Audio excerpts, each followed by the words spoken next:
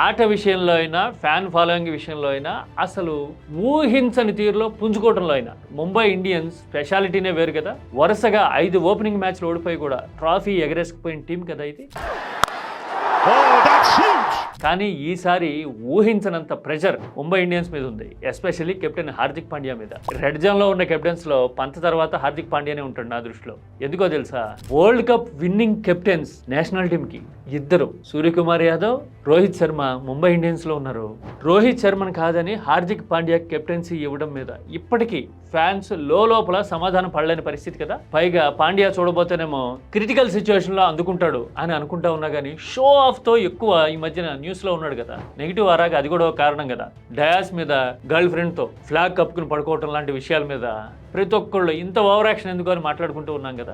అందుకోసమే ఈసారి ముంబై ఒక అన్వాంటెడ్ ప్రెజర్ ని కెప్టెన్సీ వైపు నుంచి ఫేస్ చేస్తున్నట్టుంది. కాంబినేషన్స్, రిసోర్స్ పరంగా ముంబైని బీట్ చేయగలిగిన టీమ్స్ పేపర్ మీద చాలా తక్కువ. కానీ టెంపర్మెంట్, టెంపో విషయంలో మాత్రం టీమ్ అప్ కావడం, జెల్ అవటం అంటారే, ఆ విషయాల్లో ముంబై స్ట్రగుల్ అవుతా ఉంది. అందుకోసమే ముంబై కెప్టెన్సీ విషయంలో పాండ్యా రెడ్ థమ్స్ అప్ తో ఉన్నాడు. బౌలింగ్ విషయానికి వస్తే బ్రహ్మాండమైన పేస్ అటాక్ ఉంది. My recent favourite Trent Boult ముంబైలోనే ఉన్నాడు కదా. ఫస్ట్ ఓవర్లోనే స్వింగ్తో బౌల్తో కొట్టిస్తాడు. ఎవర్ గ్రీన్ బుమ్రా ఎలాగో ఉన్నాడు. దీపక్ చాహర్ కూడా పేస్ అటాక్ లో ఉండేసరికి మిగతా టీమ్స్ తో పోలిస్తే సాలిడ్ గా కనపడతా ఉంది.